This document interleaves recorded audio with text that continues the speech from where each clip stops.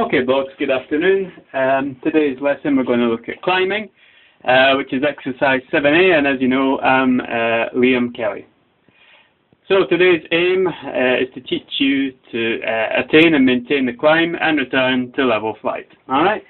As always, we've got some airman checks to consider. First of all, lookout is of particular importance here because we're changing our direction in this exercise. In this case, we'll be climbing the aircraft, changing the aircraft's direction up the way. So we'll need to, that's the reason why we need to maintain a good lookout. Whenever we're changing a direction, we need to pay particular attention to lookout. And obviously, above us is the main lookout point there. Clouds, just use your common sense. We can't climb into clouds. We need to maintain VFR. If there's a cloud in front of you, just don't climb, change your direction and then climb because, as I said, we need to maintain VMC there. Checking engine instruments. Well, we'll be doing a number of checks throughout this exercise. I'll explain them all to you when they occur throughout this briefing and in the air. But I want to emphasize engine instruments checks because as we're in a climb, the engine will be under maximum stress, temperatures will be increased, so it's important to periodically check your instruments, T's and P's for example, to make sure that all engine systems are working satisfactory. Even before the climb, make sure that you've got no lingering issues before the climb, because when we climb, it will only make them worse, applying full power. Okay, we need to think about lowering the nose every 500 feet. Well, why? Mainly lookout, to be honest. As you can see from this model here, when we're climbing the aircraft, we'll have our vision will be, above us, and we'll have this blind spot just ahead of the aircraft nose, and lowering that nose every 500 feet will allow us to clear the blind spot, also give us another chance, spare second, to check our T's and P's, and to a much lesser extent increase the cooling on the engine as the airspeed increases as we lower the nose. Okay, moving on to the air exercise itself now. First thing, obviously, as always, is lookout. Full lookout in the first instance, tailplane to tailplane, and then back over, paying particular attention to above the aircraft in the direction of the climb. Okay, after we've done that, we can select a reference.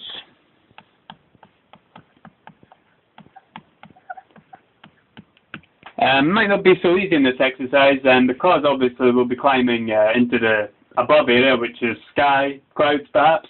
If there is a cloud, we could use that as a reference, but there may not be. For example, on an overcast day, it would be difficult to pick out one cloud in particular. Or on a clear skies day, there might not be any clouds. So if we can find the reference, it's always beneficial there. Okay, so once we've selected our reference, we can check our T's and P's, as I explained earlier, that we can do before the climb.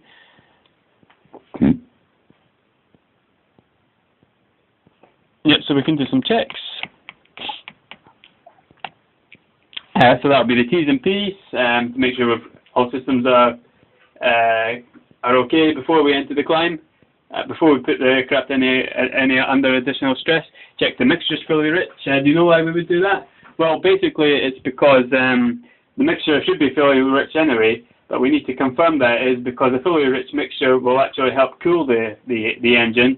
So if it wasn't fully rich, the temperature of the engine might increase, and bear in mind that it's already going to be quite high from the climb. Alright, so that's T's, P's, mix, and last but not least, carb heat. Yeah, basically it should be off anyway, just confirm that it's off because, again, there's a reason. If it was on, there would be more warmer, less dense air, which would lead to an overly rich mixture and would degrade the climbing performance. You wouldn't be able to get as much RPM out of the engine to climb. Okay? So after we've done that, we're ready to climb the aircraft, so we need to think of this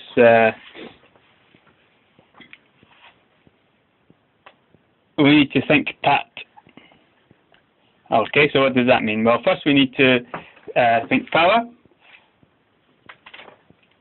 We need to increase the power to full power for the climb, and simultaneously we need to prevent yaw. And the reason that why we apply full power, we need to think about yaw is, as you can see from this stencil of the slipstream effect. Do you remember that? Well, basically, we've got the propeller. Yeah, basically, I mean, it's air coming from being accelerated by the propeller. It's going around the fuselage as so, and it's hitting the fin in such a way that it yaws the aircraft to the left. So we need to apply right rudder when we apply full power. Okay? Then we need to think about our attitude. What we need to do is pitch the nose up to the climbing attitude, and don't worry about that too much just yet. I'll show you what the climbing attitude is when we're actually in the air, sorry. But just to give you an idea, if we look at the stencil here, the horizon will be somewhere down there, and we'll be basically looking into the sky as such. Okay, last but not least, after we've done that, we can trim the aircraft to maintain 80 knots. So yeah, sorry, I should have mentioned the attitude. We'll pitch the nose up to the climb attitude, and then we can adjust that attitude so that we keep the 80 knots, so that we maintain the 80 knots. Okay, so now we can move on to the maintenance of the turn. Obviously, we can keep the lookout going as much as we can. Secondly, we need to think about some checks that we need to do, climb checks. So again, we can recheck our attitude, make sure that it's correct. Yep.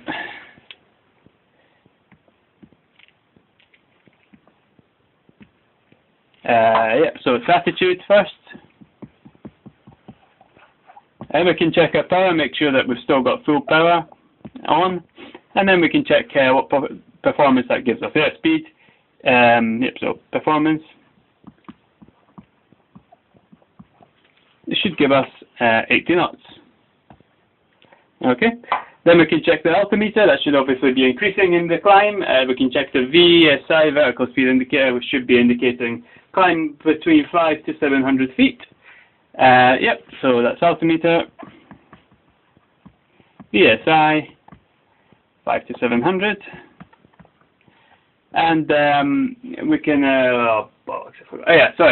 Then we can go back to our reference feature and make sure that we're going straight towards it. Make sure that we're going straight. And last but not least, we can check the balance ball to make sure that it's in the middle of the goalpost so that we're in balance. And that's the checks that we need to do in the maintenance of the turn. Probably by that time, 500 feet have elapsed. So we need to think about the 500 feet, the lower the nose at 500 feet checks. So how do we do that? Basically what we do is we pitch the aircraft down to the datum, back to the datum attitude. And then we conduct a full lookout, tailplane to tailplane. We obviously emphasize the area above us, but we're clearing the blind spot basically. We can have a quick check of the T's and P's, make sure that all the systems are operating well. And then we can resume the climb attitude.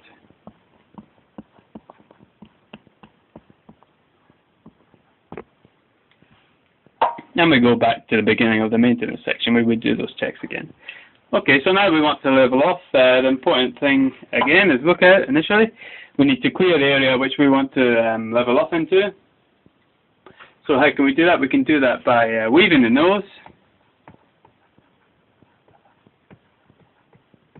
by using coordinated aileron and rudder. So basically what we'd be doing is, on the model, we'd obviously want to level out. We've got this blind spot here, so we can just weave the nose so that we can check that area which we're going to be leveling off to.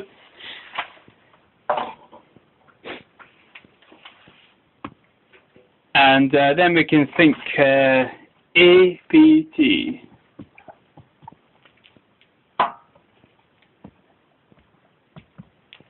So the A stands for attitude.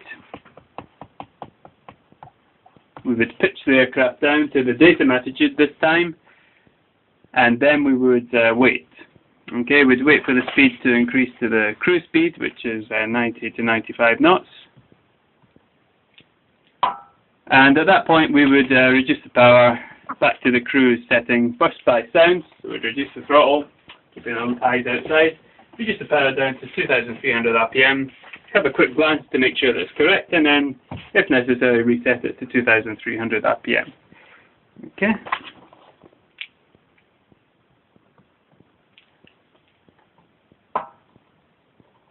Last but not least, we could trim the aircraft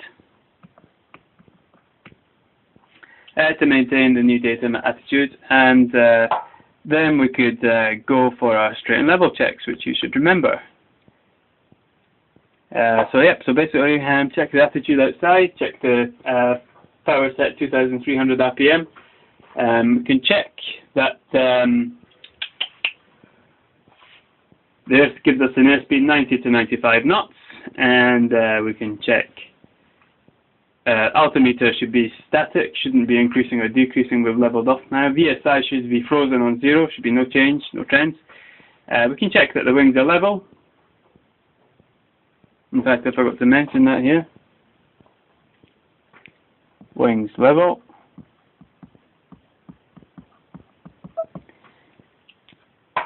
Wings should be equidistant to the natural horizon, and we can check that we're still going straight towards the feature which we picked, and that the balance ball is in the middle.